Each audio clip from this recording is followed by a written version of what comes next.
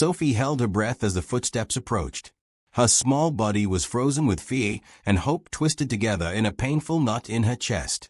Part of her wanted to run and hide, terrified it might be Dale coming back to hurt her for causing trouble. But another part, the part that was cold and hungry and so very tired, wanted to call out for help. In the end, her voice made the decision for her. "Help," she croaked, barely louder than a whisper. Then, gathering what little strength she had left, she tried again. "Help me, please." The footsteps stopped. There was a pause that felt like forever. Then a voice called out, deep and concerned. "Hello? Is someone there? Are you hurt?" It was a man's voice, but it didn't sound like Dale. It sounded kinda worried. Sophie's instincts, the ones her mama had taught her to trust, told her this person might be safe. She slid off the log and stumbled toward the voice, her legs shaky and weak. "I'm here," she called back, her voice still hoarse. "I'm lost. Please help me." Through the trees, she saw him. A tall man with gray hair, wearing hiking clothes and a blue jacket. He had a backpack and walking stick, and when he saw Sophie, his face went from curious to shocked to deeply concerned in just seconds. He rushed toward her, dropping his walking stick and kneeling down to her level. "Oh my God," he said softly. "What are you doing out here alone? Are you hurt? Where are your parents?" Sophie looked at him with wide, tear-filled eyes. His face was kind, with wrinkles around his eyes that suggested he smiled often. She wanted to trust him. She needed to trust someone. "My stepfather left me here," she said, and saying it out loud made it real in a way it hadn't been before. Fresh tears spilled down her cheeks. "He drove away and left me. I've been walking for a long time, and I can't find my way out, and I'm so cold." The man's expression shifted to something Sophie couldn't quite name. It looked like anger and sadness mixed together, but not directed at her. He immediately started taking off his jacket. "Hey, put this on," he said gently, wrapping the warm jacket around her small shoulders. It was huge on her, hanging down past her knees, but it was warm and smelled like soap and coffee. "My name is Richard. Richard Patterson. What's your name?" "Sophie," she whispered. "Sophie Bennett." "Okay, Sophie. Listen to me carefully. You're going to be safe now. I promise you that. I'm going to help you, and I'm not going to leave you out here. Do you understand?" Sophie nodded, wanting desperately to believe him. Richard pulled out a phone from his pocket and frowned when he saw the screen. "No signal out here," he muttered. Then he looked at Sophie again, his expression determined. "The ranger station isn't far from here, maybe 20 minutes if we walk steady. Can you walk, or do you need me to carry you?" "I can walk," Sophie said, though her legs felt like jelly. She didn't want to be a burden.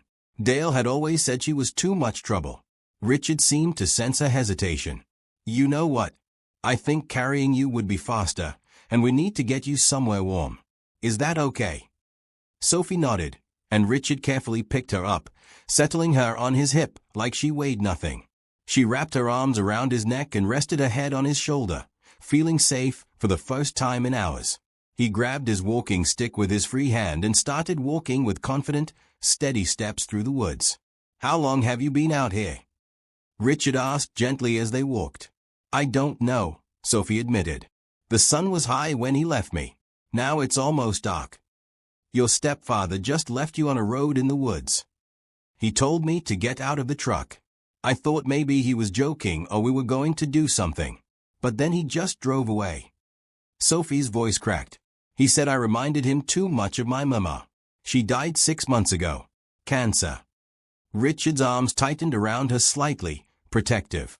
"I'm so sorry, Sophie. About your mother, and about what happened today. What your stepfather did is not okay. It's not your fault. Do you understand? You didn't do anything wrong." Those words broke something open in Sophie. She started crying against Richard's shoulder, big sobbing cries that she had been holding back. All the fear and loneliness and grief came pouring out. Richard didn't tell her to stop or be quiet. He just kept walking steadily, occasionally murmuring comforting words. "It's okay. Let it out. You're safe now. I've got you." As they walked, Richard talked to her in a calm, soothing voice, telling her about himself to distract her from her fear. He told her he lived in Boston, that he had a big house and a kind housekeeper named Margaret who made the best chocolate chip cookies in the world. He told her about his work with computers, though he admitted he was mostly retired now. He told her he was in Vermont because he liked to hike and think, especially this time of year, when the leaves were changing colors. Sophie held her breath as the footsteps approached. Her small body was frozen with fear and hope twisted together in a painful knot in her chest. Part of her wanted to run and hide, terrified it might be Dale coming back to hurt her for causing trouble. But another part, the part that was cold and hungry and so very tired, wanted to call out for help. In the end, her voice made the decision for her.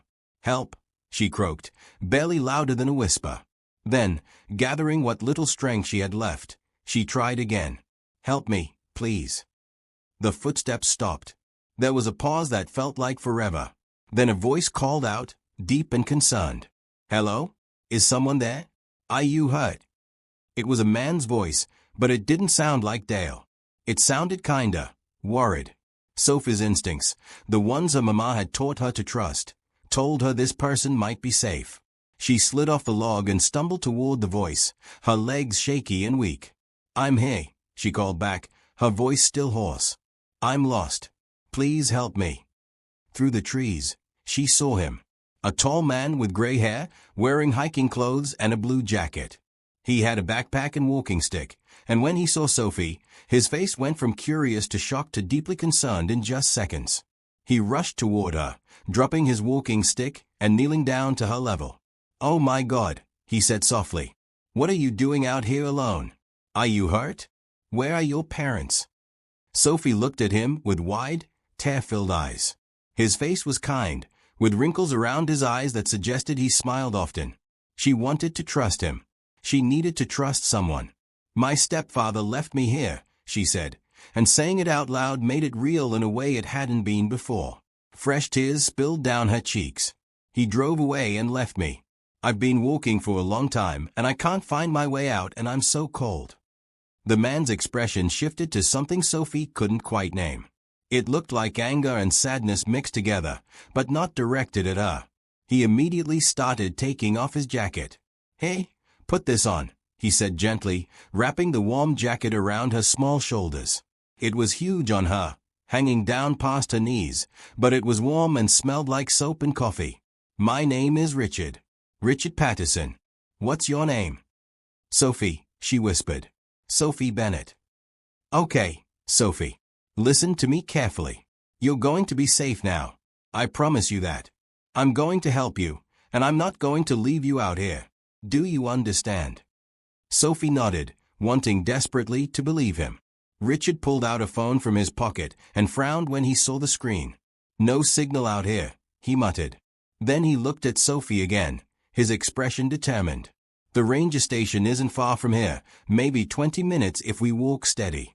Can you walk, or do you need me to carry you?" "I can walk," Sophie said, though her legs felt like jelly. She didn't want to be a burden. Dale had always said she was too much trouble. Richard seemed to sense her hesitation. "You know what? I think carrying you would be faster, and we need to get you somewhere warm. Is that okay?" Sophie nodded, and Richard carefully picked her up, settling her on his hip like she weighed nothing. She wrapped her arms around his neck and rested her head on his shoulder, feeling safe for the first time in hours. He grabbed his walking stick with his free hand and started walking with confident, steady steps through the woods. "How long have you been out here?" Richard asked gently as they walked.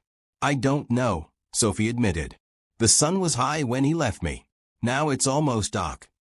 "Your stepfather just left you on a road in the woods.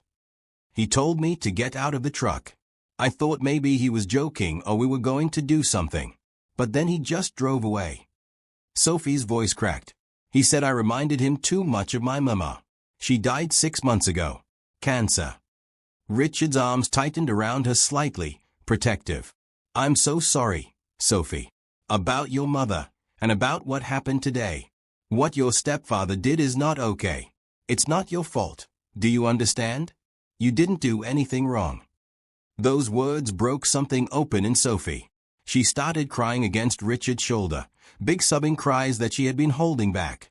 All the fear and loneliness and grief came pouring out. Richard didn't tell her to stop or be quiet. He just kept walking steadily, occasionally murmuring comforting words. "It's okay. Let it out. You're safe now. I've got you." As they walked, Richard talked to her in a calm, soothing voice, telling her about himself to distract her from her fear. He told her he lived in Boston, that he had a big house and a kind housekeeper named Margaret who made the best chocolate chip cookies in the world. He told her about his work with computers, though he admitted he was mostly retired now. He told her he was in Vermont because he liked to hike and think, especially this time of year when the leaves were changing colors. Beth looked surprised. "Mr. Patterson, that's very kind, but becoming a foster parent requires background checks, home studies, training. It's not a quick process." "I can expedite things," Richard said, his business mind kicking in. "I have resources. I can get you whatever documentation you need. I own my home outright. I have more than enough space and financial means, and I have an impeccable background. More importantly, Sophie trusts me. Look at her." They both glanced over at Sophie, who was watching Richard with worried eyes, clearly anxious about what they were discussing. "I'm not suggesting I adopt her tomorrow," Richard continued. "But for the immediate future, while you sort through the legal issues, she needs stability and safety. She needs someone who actually cares about what happens to her. I can provide that." Beth studied him carefully. "Why are you willing to do this? You don't know this child." Richard thought about Catherine, about the conversations they had had about adoption before her cancer diagnosis had derailed those plans. He thought about his empty house and his purposeless days. And he thought about Sophie's small voice in the woods, calling for help that almost didn't come. "Because she needs someone," he said simply. "And because I have the means and the heart to help her. If I don't step up, where will she go? Into an overwhelmed system with strangers who might be kind but are stretched too thin? She's been through enough. Let me do this." Beth was quiet for a long moment. Then she said, "I'll need to make some calls. If you're serious about this, we'll need to start the paperwork tonight. Are you absolutely certain?" "Completely certain." Beth nodded slowly. "Okay. Let's see what we can do." While Beth made her calls, Richard returned to Sophie. She looked up at him with worried eyes.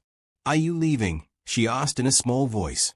"No," Richard said firmly, sitting down beside her. "I'm not going anywhere.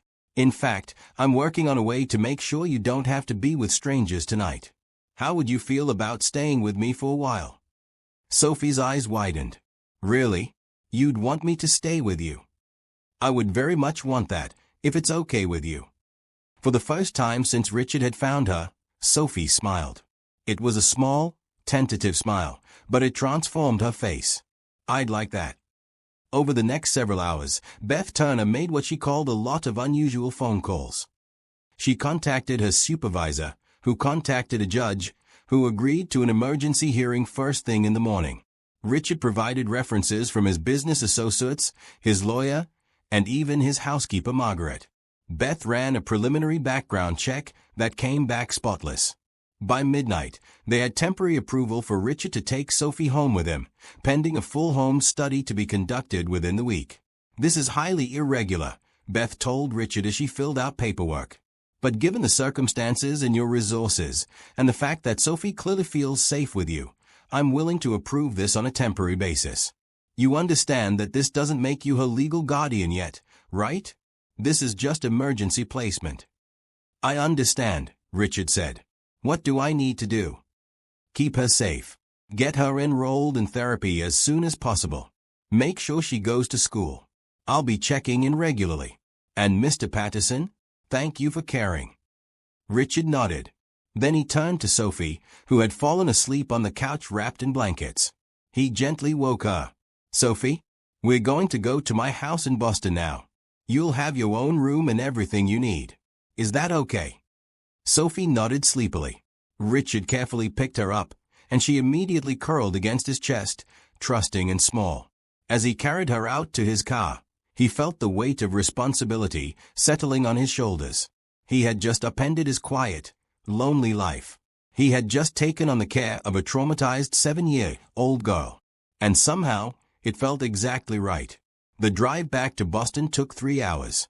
Sophie slept the entire way, her small form buckled safely in the backseat. Richard drove carefully through the night, thinking about everything that needed to happen. He would need to call Margaret and explain the situation. He would need to enroll Sophie in a good school. Find the best child therapist in Boston. Buy clothes and toys and everything a little girl would need. Transform his quiet bachelor existence into a home that could nurture a hurting child. It was overwhelming. It was terrifying. It was also exactly what both of them needed. When they arrived at his townhouse on Beacon Hill at nearly 3 in the morning, Richard carried Sophie inside. The house was dark and quiet.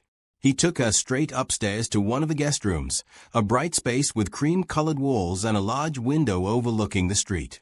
He laid her gently on the bed and covered her with blankets. She stirred slightly but didn't wake.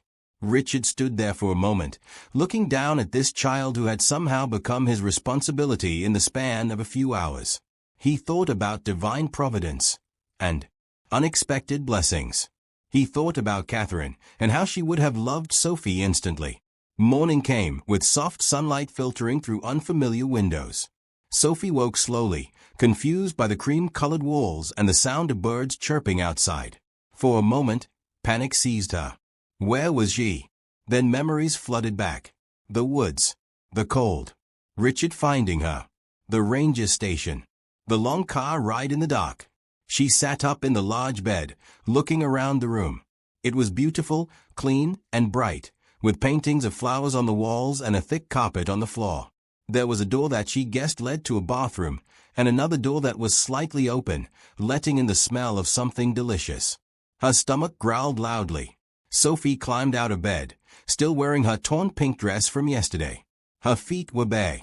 Someone, probably Richard, had taken off her muddy shoes during the night. She walked to the open door and peeked out into a hallway. "Hello," she called softly. Almost immediately, Richard appeared at the top of the stairs. He was wearing jeans and a sweater, and he smiled when he saw her. "Good morning, Sophie. How did you sleep?" "Okay," she said, though that was a lie. She had woken up several times from nightmares about being lost in the woods. "Are you hungry? I have someone I'd like you to meet. Her name is Margaret, and she's been helping me take care of this house for many years." She made breakfast. Sophie followed Richard downstairs to a kitchen that was bigger than the entire apartment she had lived in with Dale. A woman in her 60s with kind eyes and gray hair pulled back in a bun was standing at the stove. When she saw Sophie, her face softened with compassion. "Oh, you poor dear," Margaret said, setting down her spatula and coming over to kneel in front of Sophie. "Mr. Patterson called me last night and told me everything. You've had such a terrible time, haven't you? Well, you're safe now, and we're going to take good care of you." Sophie felt tears prick her eyes at the kindness in Margaret's voice. "Thank you," she whispered. "Now, I've made pancakes and scrambled eggs and bacon. What would you like?" "All of it," Sophie asked hopefully, then felt embarrassed. "I mean, whatever you have is fine." "All of it you shall have," Margaret said with a warm laugh. "A growing girl needs good food. Come sit down." Sophie sat at the kitchen table, while Margaret served her a plate piled with food. Richard sat across from her with coffee, watching her eat with a small smile. Sophie tried to eat slowly, to have good manners like her mama had taught her, but she was so hungry that she finished everything in minutes. "Would you like more?" Margaret asked.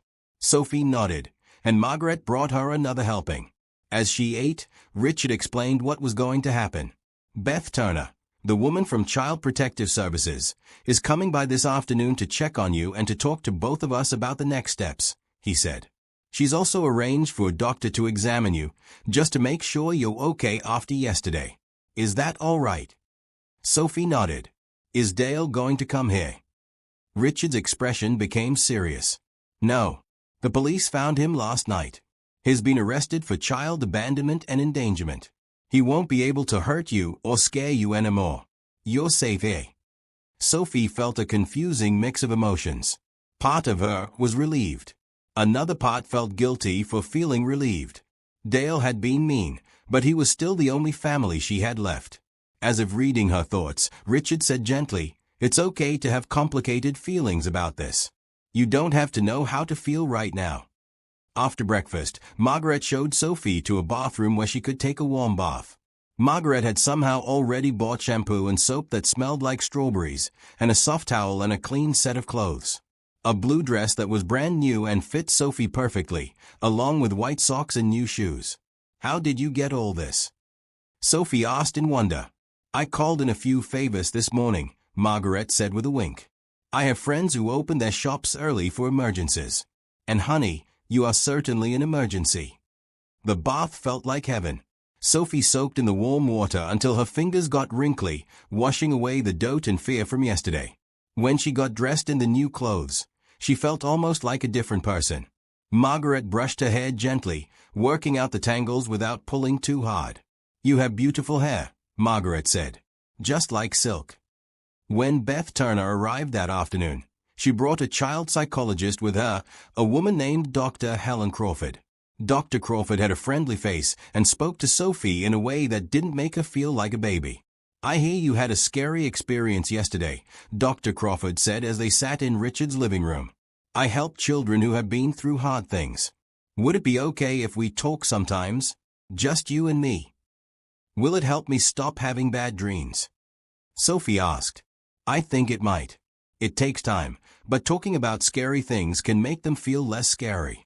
Sophie agreed, and they scheduled regular appointments starting the following week. Then Beth wanted to talk to Sophie alone, which made Sophie nervous. But Richard gave her an encouraging nod, and she agreed. Beth sat down on the couch next to Sophie. I need to ask you more questions about your stepfather and how he treated you. I know it's hard to talk about, but it's important. Can you tell me what life was like after your mother died? Sophie took a deep breath and started talking. She told Beth about how Dale stopped cooking meals regularly, how sometimes she had to make her own dinner with whatever she could find in the kitchen. She told her about how Dale would get angry if she mentioned her mother, how he said it made him sad and she needed to stop. She told her about the times he forgot to pick her up from school, and she had to wait for hours. She told her about feeling lonely and scared and unwanted. Did he ever hit you? Beth asked gently. Sophie shook her head. No. He just acted like I wasn't there. Like I was invisible. Beth's expression was sad but understanding. That's called neglect, Sophie. And it's not okay. You deserve to be taken care of. You deserve to feel loved and safe. But why didn't he love me? Was it my fault Mama died? Oh honey, no. Beth took Sophie's hands. Your mother's death was not your fault. Cancer is a sickness, and you had nothing to do with it. And your stepfather's inability to care for you? That's about his problems, not anything you did wrong. Sometimes adults make terrible choices, and children suffer because of those choices. But none of this is your fault. Sophie felt something loosen in her chest, a knot of guilt she hadn't even realized she was carrying. Maybe it really wasn't her fault. Maybe she deserved to be here in this safe house with these kind people. After Beth and Dr. Crawford left, Richard came to find Sophie in the living room, where she was looking at the books on his shelves. Do you like to read? He asked. Sophie nodded. My mama used to read to me every night. What was your favorite book? Charlotte's Web. We never finished it, though. She got too sick. Richard walked over to the shelf and pulled down a worn copy of Charlotte's Web. This was my wife's favorite book too. Would you like me to finish reading it to you? Sophie looked at the book, then at Richard's kind face, and felt something warm bloom in her chest. Hope, maybe. Or the beginning of trust. Yes, please, she said. That night, after Margaret had made dinner and helped Sophie into pajamas that were also mysteriously new and perfect, Richard sat on the edge of her bed and opened Charlotte's Web. He found the chapter Sophie remembered stopping at with her mama, and he began to read. The next week passed in a blur of adjustments and new routines. Richard worked from home, mostly taking calls and answering emails while keeping an eye on Sophie. Margaret came every day, cooking meals and helping Sophie settle into her new life. The house, which had felt so empty before, now had the sound of a child's laughter echoing through its halls. Sophie's first therapy session with Dr. Crawford went better than expected. She came home talking about the feelings chart they had used, pointing to different faces to show how she felt. Sad, scared, confused, but also hopeful.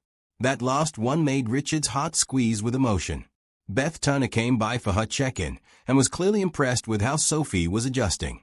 She pulled Richard aside while Sophie was helping Margaret bake cookies in the kitchen. "I have to tell you, Mr. Patterson, I've been doing this job for 15 years, and I've never seen a placement go this smoothly. Sophie is thriving with you. The change in her from last week to now is remarkable." "She's an amazing kid," Richard said simply. "She is. And so are you, for stepping up like this." Beth hesitated, then continued. "I need to talk to you about the legal situation with Dale Morrison. He's been formally charged with child abandonment and endangerment. His public defender is trying to argue that he had a mental health crisis and temporarily lost his judgment, but given the evidence of long-term neglect, it's not looking good for him." "Good," Richard said firmly. "What does this mean for Sophie?" "It means that the state will likely move to terminate his parental rights. Since Sophie's biological father is not in the picture, and her mother is deceased, she would become a ward of the state, unless someone petitions to adopt her." Richard felt his heart start to race. This was the conversation he had been both anticipating and dreading. "I want to adopt her." Beth smiled. "I thought you might say that. But you need to understand what you're taking on. Sophie has significant trauma. She's going to need years of therapy and support. There will be hard days. Days when she pushes you away or has nightmares or struggles in school. This isn't a short-term commitment." "I understand that," Richard said. "And I'm not afraid of hard days. My wife died of cancer. I spent 2 years watching her suffer and then grieving her loss. I know what it means to show up even when it's hard. Sophie deserves someone who will show up for her every single day, no matter what." Beth's eyes were suspiciously bright. "Then let's start the adoption paperwork. It will take several months, and we'll need to do a thorough home study and background check, but given how well Sophie is doing here, I don't anticipate any issues." That night, after Sophie had gone to bed with Charlotte's Web and a promise that Richard would read more chapters tomorrow, Richard sat in his study thinking about the massive change his life had taken. 2 weeks ago, he had been a lonely widower with too much time and too much money and no real purpose. Now he was potentially going to become a father to a 7-year-old girl who had already stolen his heart. His phone rang. It was his best friend from college, Mark Stevens, who Richard had told about the situation. "How's it going with Sophie?" Mark asked. "Better than I could have hoped," Richard admitted. "She's sweet and smart and so resilient. I keep thinking about how she spent hours alone in those woods, scared and cold, and she just kept going. She's stronger than she knows." "Sound like you're already thinking of her as your daughter." Richard smiled. "I guess I am. Is that crazy? I barely know her." "I don't think it's crazy at all. I think Catherine would be proud of you." The mention of his late wife made Richard's throat tight. "I think she would have loved Sophie. They would have been good for each other. Maybe Sophie is Catherine's gift to you. One last blessing." Richard thought about that after they hung up. Maybe Mark was right. Maybe finding Sophie in those woods wasn't just random chance. Maybe it was exactly what both of them needed. The following Saturday, Richard took Sophie shopping for clothes and things to decorate her room. She was hesitant at first, uncomfortable with him spending money on her, but Richard gently insisted. "Sophie, you need clothes that fit and a room that feels like yours. This isn't charity. This is what families do for each other. Let me take care of you, okay?" At the clothing store, Sophie gravitated toward practical items, plain shirts and jeans. But Richard noticed her glancing at a bright red dress with white flowers on it. "Do you like that one?" he asked. She nodded but said, "It's too fancy. I don't need it." "Well, I think you do need it. Every girl should have at least one dress that makes her feel special." He took it off the rack and added it to their cart along with several other dresses in bright colors. At the home goods store, they picked out new bedding for her room. Sophie chose a comforter with sunflowers on it, and Richard added matching curtains. They bought art supplies and books and a small desk where she could do homework. They bought stuffed animals, though Sophie insisted she only needed one. "You can never have too many stuffed animals," Richard said seriously, adding 3 more to the cart. "It's scientifically proven." Sophie giggled, and the sound made Richard feel like he had won the lottery. When they got home and started arranging Sophie's room, Margaret came up to help. They hung the curtains and made the bed with the new sunflower bedding. They arranged the stuffed animals on a shelf and put the art supplies on the desk. Sophie hung up her new clothes in the closet, running her hands over the fabrics with something like wonder. "I've never had this many clothes before," she said quietly. Margaret exchanged a look with Richard over Sophie's head, her expression sad. Then she knelt down next to Sophie. "You deserve this and so much more, sweetheart. You deserve to feel safe and cared for. You deserve pretty things and a room that feels like home. Don't ever think you don't deserve good things." That night, as Richard tucked Sophie into her newly decorated room, she looked up at him with serious eyes. "Richard, can I ask you something?" "Anything." "Why are you being so nice to me?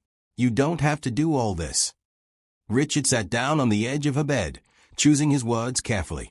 "Do you remember when we first met, and I promised you that you would be safe? I meant that promise, Sophie.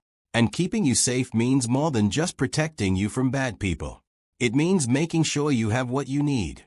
It means helping you heal from the hard things that happened to you. It means showing you that you matter and that you're loved.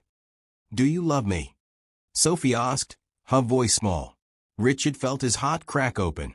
"I'm starting to, yes. Is that okay?" Sophie nodded, tears slipping down her cheeks. "I think I'm starting to love you too. Is that okay? Is it okay that I still love my mama, but also love you?" "Oh, sweetheart." Richard pulled her into a hug. "It's more than okay. Your heart is big enough to love lots of people. Loving me doesn't mean you're forgetting your mama. She'll always be your mama, and she'll always be in your heart. I'm not trying to replace her. I'm just trying to be someone who cares about you and wants good things for you." Sophie hugged him tight. "Can I call you Dad someday?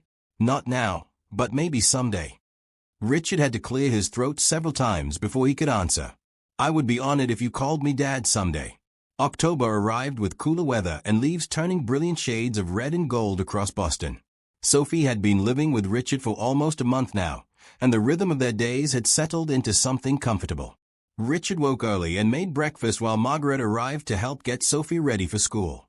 Richard drove Sophie to the private school they had enrolled her in, a warm brick building with small class sizes and teachers who understood she needed extra support. After school, Margaret picked her up and helped with homework while Richard finished his work calls. Evenings were for dinner together, reading time, and talking about their days. Sophie was adjusting better than anyone had expected. Her teacher, Mrs. Patricia Holmes, called Richard weekly with updates. Sophie was smart and eager to learn, though she sometimes struggled with anxiety and needed extra reassurance. She was making friends slowly, carefully, as if she didn't quite trust that they wouldn't disappear like everyone else in her life had. Dr. Crawford reported that Sophie was making good progress in therapy. They were working through her trauma around abandonment and her grief over losing her mother.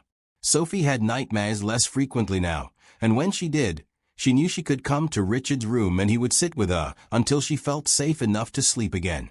The home study for the adoption had been completed. A social worker had come to inspect the house, interview Richard and Margaret, and observe how Richard and Sophie interacted. The report had been glowing. Beth Turner told Richard that she had never written such an enthusiastic recommendation for an adoption in her entire career. "You two are good for each other," Beth had said. "Sophie has found the safety and love she desperately needed, and you've found purpose and joy. It's beautiful to see." On a Saturday morning in mid-October, Richard woke to find Sophie standing beside his bed, her face anxious. "What's wrong?" he asked immediately, sitting up. "Nothing's wrong. I just wanted to ask you something. Can we go visit my mama's grave? I haven't been since before Dale left me in the woods. I want to tell her about you and Margaret in my new school." Richard felt a lump form in his throat. "Of course we can. Do you know where she's buried?" Sophie nodded. "The cemetery in Springfield. That's where we used to live before Dale moved us to Vermont." "Then let's go today. We'll bring flowers." They drove to Springfield that afternoon, stopping at a flower shop to buy a bouquet of white lilies, which Sophie said were her mama's favorite. The cemetery was peaceful and quiet, with old trees providing shade over the grave markers. Sophie led Richard to a simple stone that read Jennifer Marie Bennett, Beloved Mother. Sophie knelt down and placed the flowers carefully in front of the stone. Then she started talking, her voice soft but steady. Hi, Mama. I'm sorry I haven't visited in a while. A lot has happened. Dale left me in the woods. Mama. He just drove away and left me there all alone. I was so scared. But then Richard found me. He saved me, Mama. And he's taking care of me now. He's so kind, just like you were. He reads to me every night and makes sure I have everything I need. And there's Margaret too. She makes cookies and braids my hair. I go to a good school now, and I'm seeing a therapist who helps me not feel so sad all the time. Richard stood a few feet back, giving Sophie privacy but staying close enough if she needed him. He watched as she traced her mother's name on the stone with one finger. I miss you so much, Mama. Every single day. But I think you would like Richard. I think you would be happy that he found me. I know you're watching over me from heaven. Thank you for sending him to help me when I needed it most. Sophie paused, then added quietly, I think I might call him Dad someday. Is that okay? You'll always be my mama, but I think I need a dad too. I think Richard could be a good dad. Richard had to turn away, overwhelmed with emotion. When Sophie came to stand beside him a few minutes later, her eyes were red, but her expression was peaceful. Thank you for bringing me here, she said. We can come anytime you want, Richard promised. Your mama will always be an important part of your life. On the drive back to Boston, Sophie fell asleep in the backseat. Richard glanced at her in the rearview mirror, this brave little girl who had survived so much. He thought about how drastically his life had changed in just a few weeks. His days used to be empty and purposeless. Now they were filled with packing lunches and helping with homework and reading bedtime stories. He used to dread waking up to another lonely day. Now he woke up with purpose, knowing that Sophie needed him. He had told Mark that maybe Sophie was Catherine's gift to him, and he believed that more every day. Catherine had always wanted children. They had talked about adoption before she got sick. If she were here now, she would have loved Sophie with her whole heart. In a way, by caring for Sophie, Richard felt like he was honoring Catherine's memory and fulfilling the dream they had shared. When they got home, Margaret had dinner waiting. She had made Sophie's favorite, spaghetti with meatballs and garlic bread. They ate together at the kitchen table, talking about their day. Sophie told Margaret about visiting her mama's grave, about how she had asked permission to call Richard Dad someday. Margaret's eyes filled with tears. Oh, honey. Your mama is so proud of you. And I think Richard would be honored to be your dad. Richard reached across the table and took Sophie's hand. I would be more than honored. I would be grateful. Later that evening, as Richard was reading Charlotte's Web to Sophie before bed, she interrupted him mid-sentence. Richard, I've been thinking about what I said at the cemetery. What's that? About calling you Dad. I don't think I want to wait for someday. I think I want to call you Dad now. If that's okay. Richard closed the book carefully, his vision blurring with tears. That's more than okay, Sophie. That's perfect. Sophie smiled, a real genuine smile that lit up her whole face. Okay, Dad. Can you keep reading now? Richard opened the book again, but his voice was thick with emotion as he read about Charlotte and Wilbur. When he finished the chapter and turned off the light, Sophie called out softly, I love you, Dad. Richard leaned down and kissed her forehead. I love you too, Sophie. Sleep well. As he walked downstairs, he found Margaret waiting with tissues and a knowing smile. I heard, she said. That child has come so far. You both have. Richard nodded, unable to speak around the lump in his throat. A month ago, he had been hiking alone through the woods. Now he was a father. Now he had purpose and love and hope for the future. Now he understood what people meant when they talked about divine providence and unexpected blessings. Sophie had needed him. But in truth, he had needed her just as much. If Sophie's journey from abandonment to love has touched you, subscribe to hear how her story continues. How do we create more communities where kindness wins? Share your thoughts below. November brought cooler weather and the first hints of approaching holidays. Sophie had been with Richard for 2 months now, and while she had made remarkable progress, there were still hard days. Days when the trauma of her abandonment came rushing back. Days when she tested Richard's patience and commitment, unconsciously waiting for him to give up on her like Dale had. Dr. Crawford had warned Richard about this. "She's going to push you away sometimes," the therapist had explained. "It's a defense mechanism. If she pushes you away first, then you can't hurt her by leaving. She needs to learn through repeated experience that you're not going to abandon her, no matter what." The first real test came on a Wednesday afternoon. Richard got a call from Mrs. Holmes, Sophie's teacher, asking him to come to the school immediately. His heart raced as he drove over, imagining everything that could be wrong. When he arrived, he found Sophie sitting outside the principal's office, her arms crossed and her expression defiant.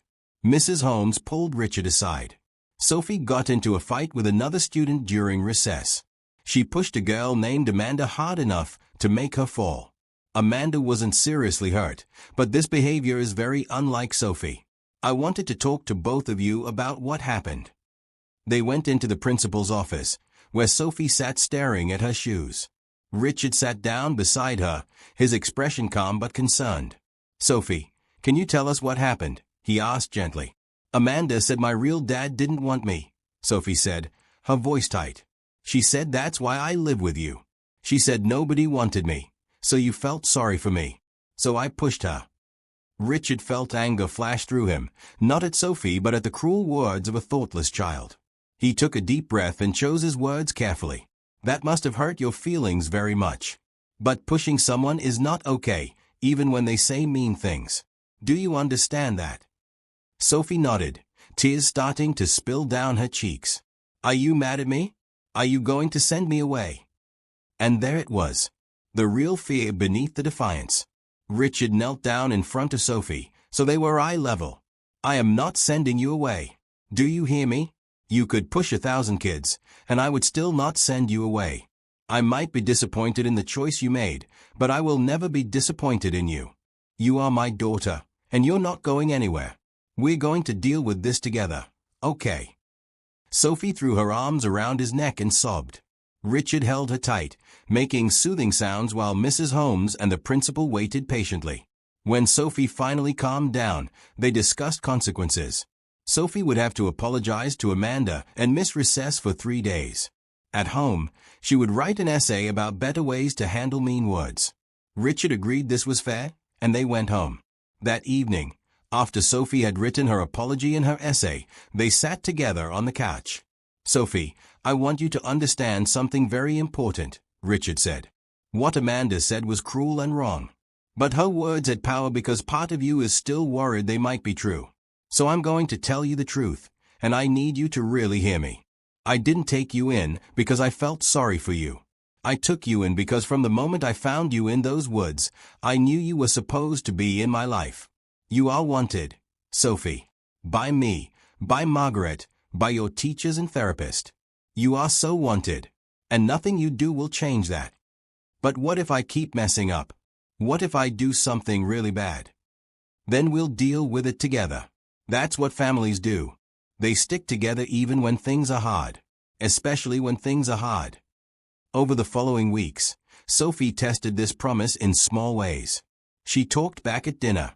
She refused to do her homework one night. She had a tantrum when Richard said she couldn't have ice cream before bed. Each time, Richard responded with patience and consistency. He set boundaries and enforced consequences, but he never threatened to send her away. He never withdrew his love. Slowly, Sophie began to believe him. The defiant moments became less frequent. The nightmares decreased. She laughed more, smiled more, relaxed more. She started talking about future plans, something she hadn't done before. She mentioned wanting to try soccer in the spring. She asked if they could get a dog.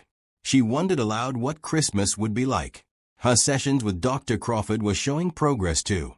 Sophie was learning to identify her triggers and use coping strategies when she felt overwhelmed. She was processing her grief over her mother's death in healthier ways. She was beginning to understand that Dale's abandonment was about his failures, not hers. One evening in late November, as they were finishing dinner, Sophie asked, "When will the adoption be final?" Richard had been waiting for this question. "Beth says probably in January or February." We have a court date scheduled for January 15th. The judge will ask you some questions about whether you want to be adopted, and if everything goes well, it will be official. What if Dale tries to stop it? He can't. His parental rights have been terminated. He has no legal claim to you anymore. Sophie was quiet for a moment. Good. I don't ever want to see him again. You don't have to. And if he ever does try to contact you when you're older, it will be your choice whether to respond. Margaret, who had been clearing dishes, paused to put her hand on Sophie's shoulder. You know, when I first heard Mr. Patterson was bringing a child home, I wasn't sure what to expect. But you, sweet girl, have brought so much joy to this house. You've given Richard a reason to smile again. You've given me a purpose beyond just keeping the house clean. You're a blessing, Sophie. Sophie hugged Margaret tight. You're a blessing too. You're like the grandmother I never had. Margaret's eyes filled with tears. And you're like the granddaughter I always wanted. That night, as Richard read to Sophie before bed, he noticed her eyes kept closing. She was fighting sleep, clearly wanting to hear more of the story, but exhaustion was winning. He closed the book and pulled the covers up to her chin. Dad. Sophie murmured, half asleep. Yes, sweetheart. I'm glad you found me in the woods. I'm glad you didn't walk past me. Richard felt his throat tighten with emotion. I'm glad too. You're the best thing that's happened to me in a very long time. You're the best thing that's happened to me ever. Well, except for Mama. But you're tied with Mama. Richard smiled through his tears. That's the highest compliment you could give me. Sleep now. I'll be right down the hall if you need me. As he turned off the light and closed the door most of the way, Richard stood in the hallway for a moment, overwhelmed with gratitude. 2 months ago, Sophie had been a terrified child abandoned in the woods. Now she was a healing, growing girl who was learning to trust again, who was learning that love didn't have to end in loss. He thought about Catherine again, about how she would have adored Sophie, about how she would have been proud of him for opening his heart to this child, about how sometimes the greatest blessings come from the most unexpected places. Richard had saved Sophie's life that day in the woods. But in many ways, Sophie had saved his too. December arrived with snow and preparations for Sophie's first Christmas with her new family. Richard had bought a large tree that filled the living room with the scent of pine. Sophie and Margaret spent an afternoon decorating it with ornaments, some new and some that had belonged to Catherine. Richard let Sophie place Catherine's favorite ornament, a delicate glass angel, at the top of the tree. She would want you to have it, he told Sophie. She would want you to be part of our family traditions. Life had settled into a comfortable routine. Sophie was thriving in school, her grades excellent and her friendships growing stronger. The incident with Amanda had been resolved with apologies and understanding. Sophie's therapy sessions were going well, and Dr. Crawford reported that Sophie was making remarkable progress in processing her trauma. The adoption hearing was scheduled for January 15th, just 6 weeks away. Beth Turner had assured Richard that it was a formality at this point. Dale's parental rights had been terminated, and all the home studies and background checks had come back perfect. The judge would ask Sophie if she wanted to be adopted, and then it would be official. But 3 days before Christmas, everything changed. Richard received a call from Thomas Mitchell, the lawyer he had retained to handle the adoption paperwork. Thomas's voice was tense. Richard, we have a problem. Dale Morrison has filed an appeal to regain custody of Sophie. Richard felt ice flood his veins. How is that possible? His rights were terminated. His claiming that he was coerced into surrendering his rights, that he was in mental distress when he signed the paperwork, and that has now received treatment and counseling. His arguing that his Sophie's legal guardian and should be given another chance. This is ridiculous. He abandoned her in the woods. He left her to die. I know. And we have a strong case. But the court has to hear his appeal. There's going to be a hearing in 2 weeks, right before your scheduled adoption hearing. The judge will listen to both sides and make a determination. Richard sat down heavily, his mind racing. Can he actually get her back? It's unlikely, given the circumstances. But there's always a chance. We need to prepare for a fight. Richard immediately called Beth Turner, who was just as shocked and angry. I've never seen anything like this, Beth said. Morrison showed no interest in Sophie after he was arrested. He didn't ask about her welfare or try to visit her. And now suddenly he wants her back? This smells like a lawyer told him he might have a case. What do? We gather evidence. We document everything. We show the judge that Sophie is thriving with you and would be harmed by being returned to Dale. We fight. The next few days were a blur of activity. Thomas Mitchell worked around the clock preparing their case. He collected statements from Sophie's teachers, from Dr. Crawford, from Margaret. He documented Sophie's progress in school and therapy. He gathered police reports from the night Sophie was abandoned and medical records showing her physical and emotional state when she was found. The hardest part was deciding whether to tell Sophie. Richard agonized over the decision, but ultimately decided she needed to know. She deserved to understand what was happening. He sat her down 2 days before Christmas, choosing his words carefully. Sophie, I need to tell you something, and I need you to listen all the way through before you react, okay? Sophie's face immediately became worried. What's wrong? Dale is trying to get the court to give him custody of you again. He's appealing the decision that terminated his parental rights. Sophie's face went white. He can't take me back. I won't go. Hey, listen to me. Richard pulled her into a hug. We're going to fight this with everything we have. My lawyer is the best in Boston. We have evidence showing what Dale did and how well you're doing here. The judge is going to see that you belong with me, not with him. But I wanted you to know what was happening, so you weren't surprised. What if the judge makes me go back? Sophie's voice was small and terrified. That's not going to happen. But if the judge wants to talk to you, you need to be honest about what you want. Can you do that? Sophie nodded, though tears were streaming down her face. I want to stay with you. I want you to be my dad forever. I don't ever want to see Dale again. Then that's what you'll tell the judge if asked. You're going to be okay, Sophie. We're going to be okay. But Richard's reassurances felt hollow even to his own ears. There was a chance, however small, that they could lose. That Dale could somehow convince the judge to give him another chance. The thought made Richard physically ill. That night, he called Mark Stevens. I can't lose her, Mark. She's my daughter. I know the paperwork isn't finalized yet, but she's already my daughter in every way that matters.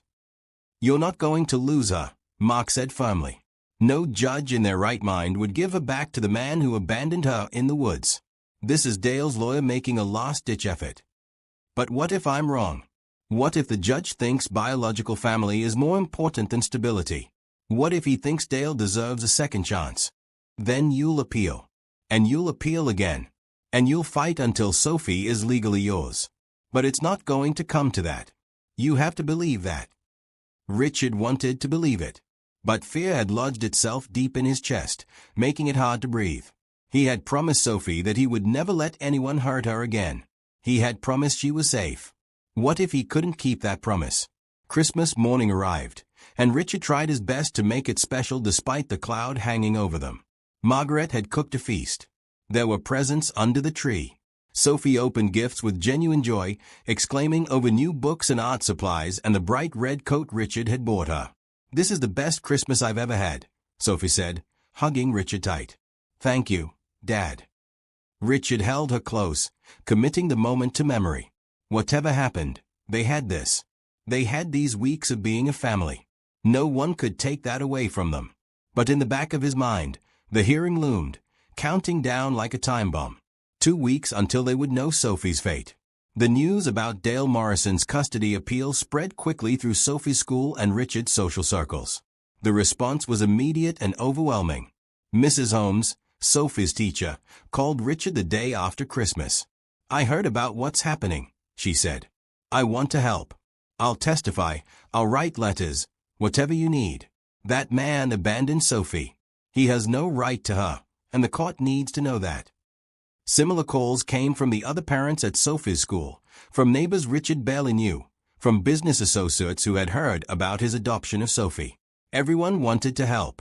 Everyone was outraged that Dale would dare try to reclaim custody. Thomas Mitchell, Richard's lawyer, was inundated with offers of character witnesses. I've never seen anything like this, he told Richard. Usually in custody cases, you're lucky to get 1 or 2 people willing to testify. We have dozens. The community has rallied around you and Sophie in a remarkable way. The most moving support came from Sophie's classmates. Mrs. Holmes told Richard that the children had spent an afternoon making cards for Sophie, telling her how much they loved her and how they hoped she could stay with Richard. Sophie read each card with tears in her eyes, touched by the kindness of her friends. "I didn't know so many people cared about me," she said to Richard one evening as they sat looking through the cards together. "You've touched a lot of lives, sweetheart. People see how special you are." The local media picked up the story, though Thomas Mitchell managed to keep Sophie's name out of the reports. The headlines read Tech Millionaire Fights to Adopt Abandoned Girl, and Community Rallies Around Father and Daughter. Richard gave one carefully worded interview, emphasizing that Sophie had found safety and stability with him, and that removing her now would cause irreparable harm. Dale's lawyer released a statement claiming that Dale had been suffering from depression and grief after his wife's death, that he had made a terrible mistake in a moment of crisis, and that he had since received treatment and was ready to be a proper father to Sophie. The statement rang hollow to anyone who knew the full story. Beth Turner worked tirelessly to compile evidence of Dale's neglect leading up to the abandonment. She interviewed Sophie's former teachers in Vermont, who confirmed that Sophie had often come to school hungry and in dirty clothes. She gathered medical records showing that Sophie had missed scheduled doctor appointments because Dale failed to take her. She documented everything that painted a picture of long-time neglect, not a single moment of crisis. Dr. Crawford prepared a detailed report on Sophie's mental health progress since coming to live with Richard. The report showed dramatic improvement in Sophie's anxiety levels, her ability to trust others, and her overall emotional well-being.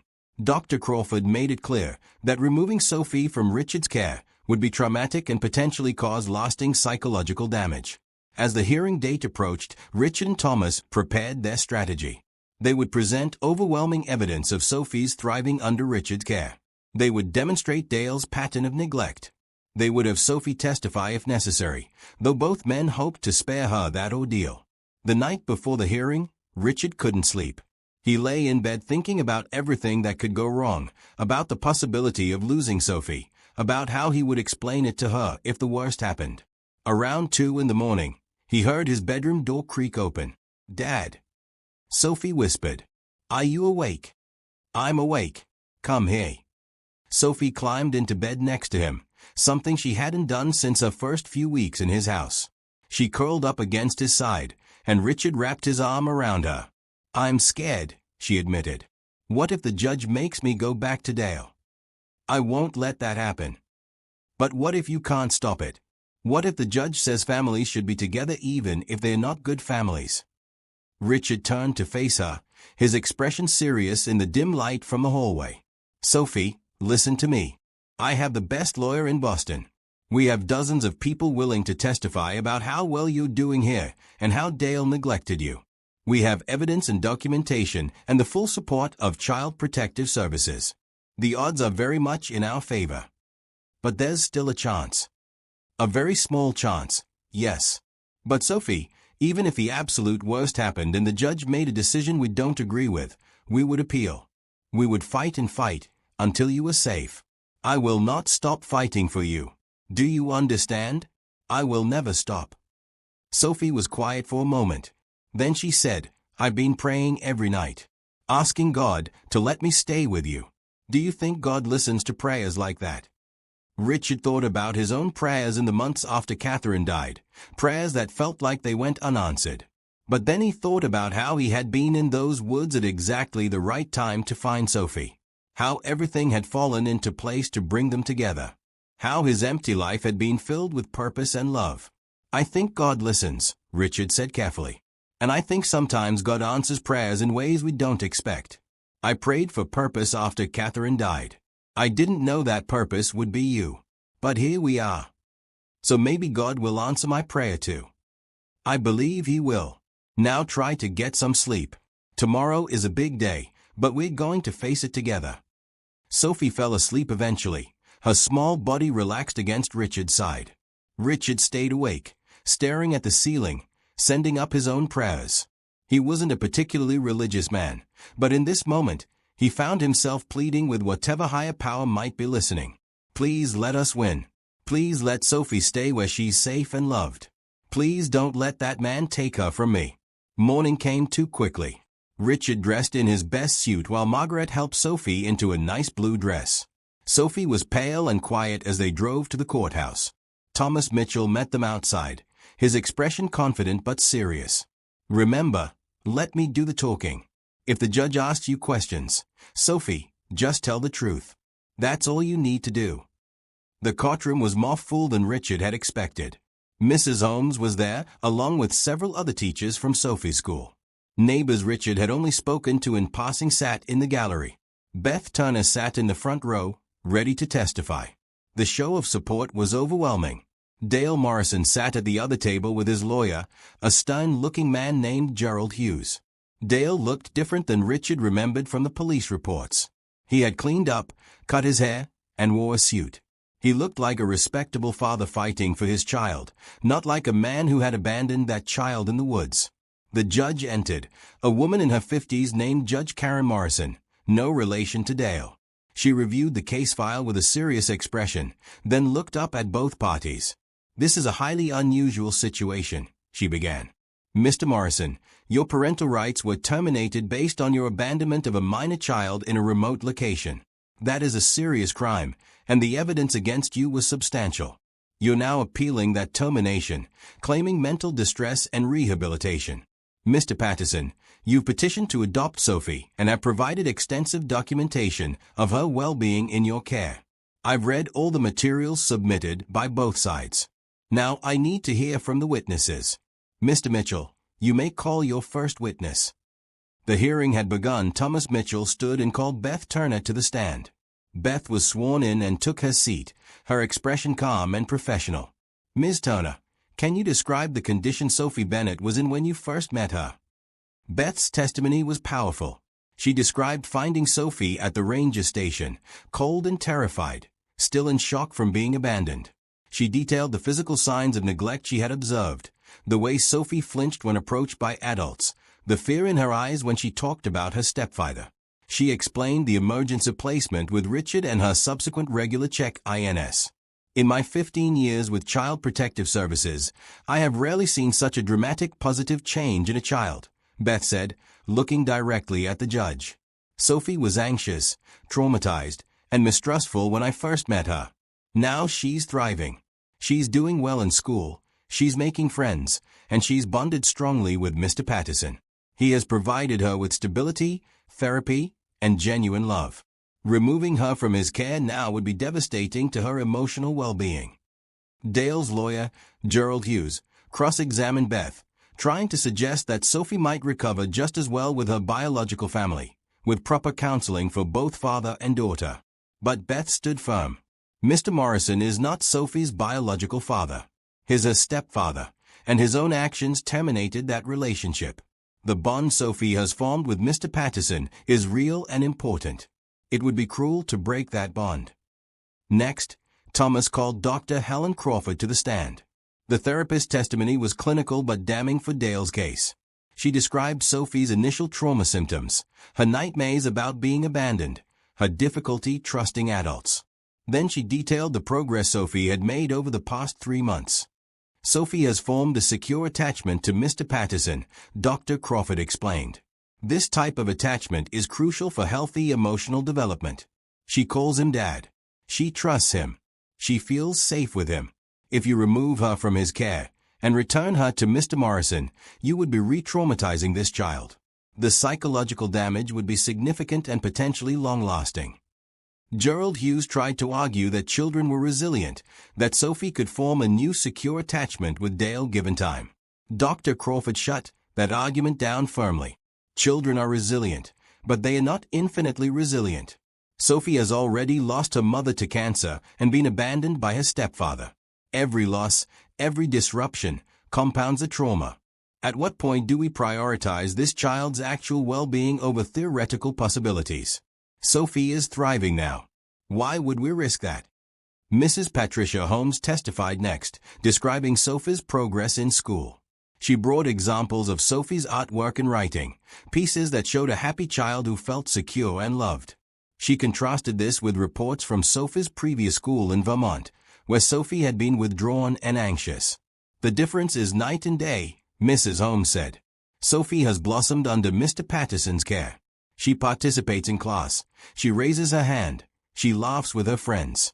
She's finally acting like the child she should have been all along." The most powerful testimony came from Margaret Russ.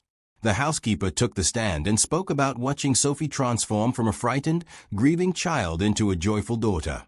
She described Richard's dedication to Sophie, his patience during hard days, his genuine love for this little girl, who had changed both their lives.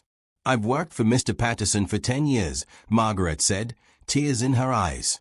After his wife died, he was just going through the motions of living.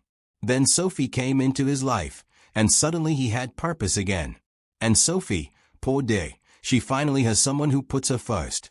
They need each other. Taking Sophie away from Richard would break both their hearts."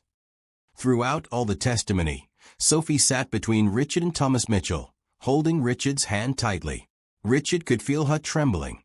He squeezed her hand gently, trying to communicate comfort and reassurance. Finally, Gerald Hughes called Dale Morrison to the stand. Dale looked contrite and sad as he was sworn in. His testimony was clearly rehearsed. "I made the worst mistake of my life," Dale said, his voice breaking. "I was drowning in grief after losing my wife, Sophie's mother.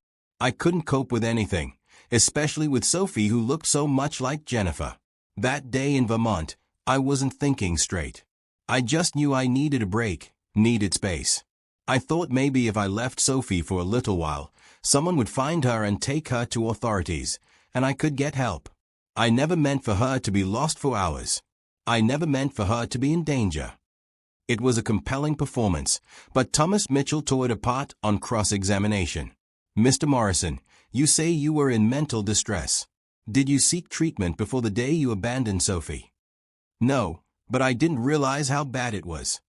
"Did you seek treatment after abandoning Sophie, before you were arrested?" "I was confused, not thinking clearly."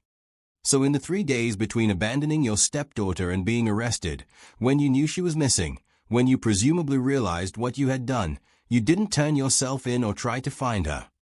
Dale hesitated. "I was scared." "You were scared. And in the 3 months since your arrest, you haven't requested visitation with Sophie or asked about her well-being. You've made no effort to contact her or reassure her. And now, only when facing permanent termination of parental rights, you've suddenly decided you want her back. Does that about sum it up?" Dale's lawyer objected, but the damage was done. The timeline made it clear that Dale's renewed interest in Sophie was more about avoiding consequences than genuine love. Then Judge Morrison did something Richard had been dreading. She asked to speak to Sophie privately in her chambers. Richard's heart sank, but he nodded and gave Sophie an encouraging smile. "Just tell her the truth, sweetheart. That's all you need to do." Sophie walked into the judge's chambers with trembling steps. Richard waited in the hallway with Thomas, Margaret, and Beth, the minutes stretching unbearably. 20 minutes passed. Then 30. Finally, the door opened, and Sophie came out. Her eyes were red from crying, but she walked straight to Richard and wrapped her arms around his waist. Judge Morrison called everyone back into the courtroom. She took her seat and looked around at the assembled people, her expression thoughtful. "This is one of the most clear-cut cases I've encountered in my career," she began. "I've reviewed extensive evidence, heard compelling testimony, and spoken at length with Sophie Bennett. Let me be clear about my findings."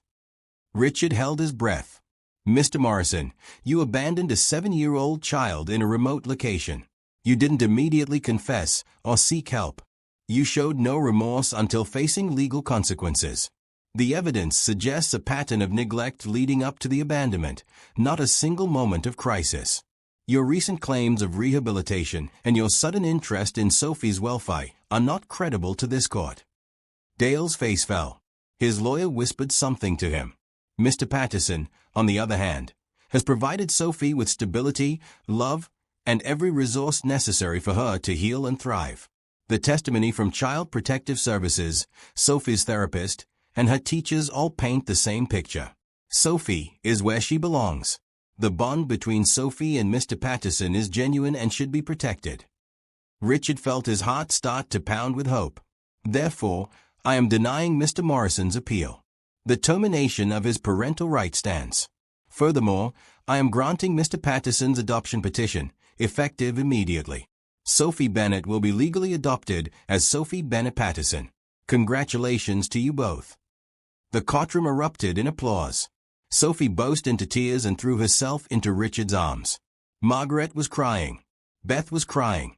Even Thomas Mitchell looked emotional behind his professional demeanor. Richard held Sophie tight, his own tears flowing freely. "You're mine," he whispered. "You're officially mine.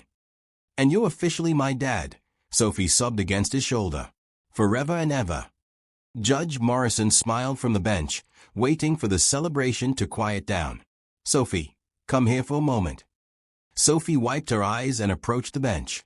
The judge leaned down. "You're a very brave girl, Sophie. You've been through so much, but you've come out stronger. Take care of your dad, okay? He loves you very much." "I will," Sophie promised. "I love him very much too." As they left the courthouse, they were surrounded by well-wishers. Mrs. Holmes hugged Sophie. Neighbors congratulated Richard. Beth Turner took Richard aside for a moment. "I've never been happier about a case outcome," she said. "You two were meant to be a family. Take care of each other." "We will," Richard promised. That evening, back home, they had an impromptu celebration dinner. Margaret had somehow managed to bake a cake in the middle of the afternoon. It said, "Congratulations, Sophie Patterson," in blue frosting. Sophie stared at it with wonder. "That's my name now," she said. "Sophie Patterson." "It's a good name," Richard said, wrapping his arm around her shoulders. "A perfect name for a perfect daughter." They ate cake and celebrated late into the evening. When it was finally time for bed, Richard tucked Sophie in and sat on the edge of her bed like he did every night. "Dad," Sophie said sleepily, "will you tell Mama about today, when you talked to her in your heart?" Richard was confused for a moment, then understood. Sophie wanted Catherine to know. "I will tell her," Richard promised. "I'll tell her that we're officially a family now, and I think she's very happy about that. I think my Mama is happy too.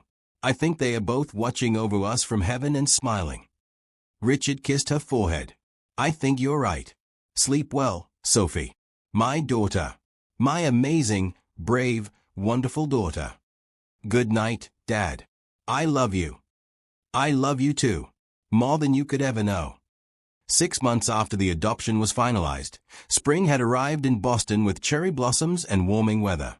Sophie was now 8 years old and had been part of the Patterson family for nearly 10 months. The transformation from the scared, abandoned child in the woods to the confident, joyful girl she was now seemed almost miraculous. Richard stood in his kitchen on a Saturday morning in May, watching Sophie and Margaret frost cupcakes for the celebration party happening that afternoon. They had decided to throw a big party to celebrate Sophie's adoption and to thank all the people who had supported them through the journey. The house would soon be filled with teachers, neighbors, friends, and everyone who had rallied around their small family. "Dad, can I put sprinkles on this one?" Sophie asked, holding up a cupcake covered in pink frosting. "You can put sprinkles on all of them if you want," Richard said with a smile. "Margaret says that's too many sprinkles." Margaret is probably right. Sophie giggled and carefully added rainbow sprinkles to the cupcake. She had grown taller in the past months. Her face had filled out from regular meals and love, and her smile came easily now. The nightmares had stopped completely. Dr. Crawford had recently told Richard that Sophie had made remarkable progress, and they could consider reducing therapy to once a month instead of weekly. School had been going wonderfully. Sophie's grades were excellent, and she had a close group of friends she played with every day at recess. Mrs. Holmes had told Richard just last week that Sophie was one of the kindest children in the class, always looking out for students who seemed lonely or upset. Kindness, it seemed, had become Sophie's defining characteristic.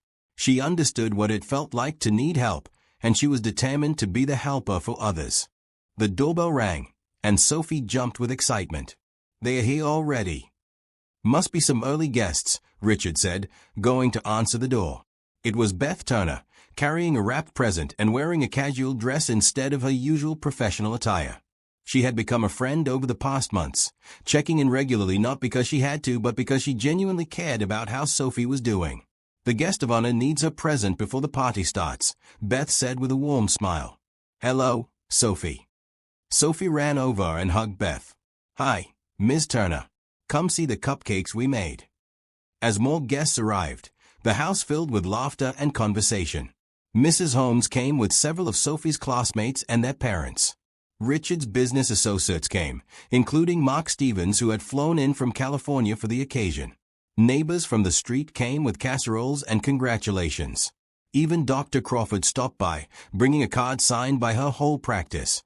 The living room buzzed with people eating, talking, and celebrating this unusual but beautiful family that had formed from tragedy and kindness. Margaret had tears in her eyes as she watched Sophie run around showing everyone her new artwork displayed on the refrigerator. Richard found himself surrounded by well-wishers, people thanking him for showing what it meant to open your heart to a child in need. "You've done something remarkable," Mark told Richard quietly. "A year ago, you were lost. Now look at you. You're a father. You're happy. You have purpose." "Sophie saved me as much as I saved her," Richard admitted. "Maybe more." That's how it works sometimes. We think we're helping others, but they end up being the ones who heal us. As the afternoon wore on, Richard decided it was time for the speech he had prepared. He clinked a spoon against his glass to get everyone's attention. The room quieted down, and all eyes turned to him. Sophie came to stand beside him, curious about what he was going to say. "Thank you all for coming today," Richard began. "Sophie and I wanted to celebrate with the people who made our family possible. Because that's what you all are. You're the community that rallied around a little girl who needed safety and love. You're the teachers who saw her potential and nurtured it. You're the therapist who helped her heal. You're the social worker who fought for what was best for her. You're the neighbors who welcomed us and supported us. You're the friends who showed up when it mattered." He paused, his voice getting thick with emotion. 10 months ago, I was hiking alone in Vermont, trying to figure out what to do with my empty life. Then I heard a voice calling for help. Finding Sophie that day was the best thing that ever happened to me. She gave me purpose and joy and love. She made me a father. And you all made it possible for us to become a legal family. Richard looked down at Sophie, whose eyes were shining with tears. "But this celebration isn't just about us. It's about something bigger. It's about how unexpected kindness can change lives. How community support can heal wounds. How love can triumph over abandonment and fear." Sophie's story could have ended tragically in those woods. Instead, it became a story of hope and redemption and second chances. He pulled Sophie close. "So I have an announcement. Sophie and I have decided to start a foundation. The Sophie Patterson Foundation will provide resources and support for children who have experienced abandonment or neglect. We want to help fund emergency foster placements, therapy services, and adoption assistance. We want to make sure that other children like Sophie get the second chances they deserve.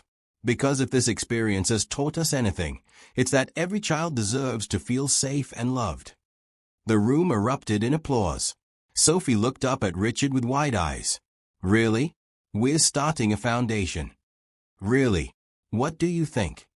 "I think it's perfect. I think it's what Mama would have wanted, to help other kids who are scared and alone." Several people came forward immediately with pledges of support, both financial and volunteer. Mrs. Holmes offered to help coordinate educational resources. Dr. Crawford offered reduced-rate therapy services for foundation beneficiaries.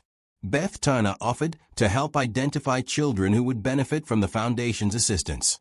The community that had helped Richard and Sophie was ready to help others too. As the party continued, Richard found a quiet moment to step outside onto the back patio. The garden was blooming with flowers that Catherine had planted years ago. He often came out here to feel close to her, to tell her about his day, to share his joy with the woman who had taught him how to love. "We did it, Catherine," he said softly to the spring air. "We became parents. I know it's not the way we planned, and I know you're not here to see it, but somehow I think you helped make this happen. Maybe you sent Sophie to me. Maybe this was always meant to be." He heard the patio door open behind him and turned to see Sophie coming out. She walked over and slipped her hand into his. "Who are you talking to?" she asked. "Catherine. My wife who died. I like to tell her about important things. Can I talk to her too?" "Of course." Sophie looked up at the sky, at the clouds drifting lazily overhead.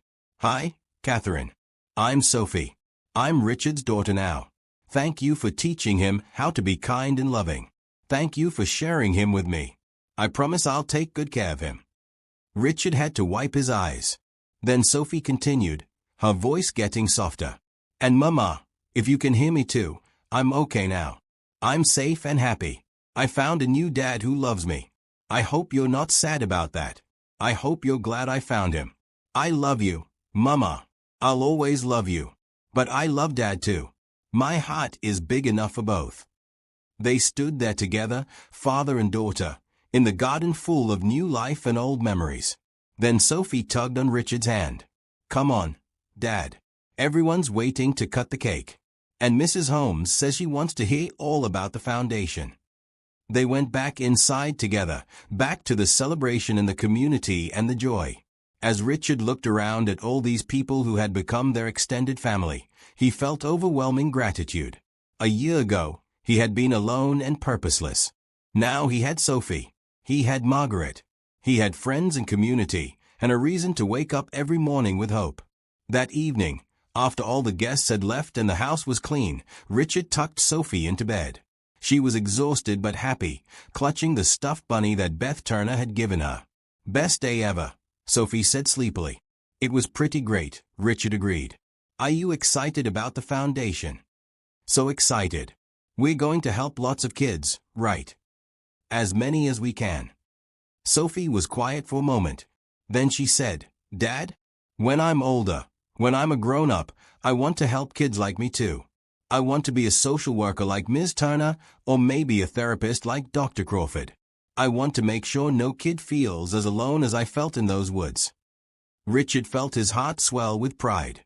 "You're going to be amazing at whatever you choose to do. You already have the most important quality. You're kind and compassionate. I learned that from you, and from Margaret, and from everyone who helped us." Sophie yawned. "Will you read just one chapter tonight? I'm really tired." Richard picked up the book they were currently reading, a story about adventure and friendship, and began to read. But Sophie was asleep before he finished the first page. He closed the book quietly and sat there for a moment, watching her sleep peacefully. This child had saved him. She had taken his broken heart and healed it with her trust and love. She had given him purpose and joy beyond anything he had imagined possible. Finding her in those woods had been a miracle, a divine blessing that had transformed both their lives. Richard stood and kissed her forehead. "Good night, Sophie. My daughter. My miracle. My unexpected blessing. I love you more than words can say." He turned off the light and walked downstairs, where Margaret was finishing the last of the cleanup. "That child is something special," Margaret said with a soft smile. "She really is. We're so lucky to have her. And she's lucky to have you. You gave her what she needed most. Safety and love and a place to belong. That's everything." Richard nodded, looking around at his house that had been transformed from a quiet memorial to Catherine into a home full of life and love. Photos of Sophie now hung on the walls alongside photos of Catherine. Sophie's artwork covered the refrigerator. Her shoes were by the door. Her jacket hung on the coat rack. Every room bore evidence of the child who lived here, the child who had brought light back into the darkness. As Richard prepared for bed that night, he thought about the journey that had brought them here. The grief and loneliness after Catherine's death. The aimless hiking trip to Vermont. The moment he heard Sophie's voice calling for help in the woods. The decision to become her foster parent, then her adoptive father. The fight to keep her safe from Dale. The celebration today with their community. Every step had led them here, to this moment, to this family that had been forged from trauma and kindness and unexpected love. It hadn't been easy. There had been hard days and setbacks and moments of doubt. But they had faced everything together, and they had come through stronger. Richard fell asleep that night with a peaceful heart, knowing that tomorrow would bring new adventures, new challenges, new opportunities to love and be loved. Sophie was his daughter now, legally and forever. They were a family, blessed by divine providence and held together by the strongest force in the world. Love. The kind of love that showed up when you needed it most. The kind of love that didn't give up even when things were hard. The kind of love that transformed abandoned children into confident daughters and lonely widowers into devoted fathers. The kind of love that, in the end, was the only thing that really mattered.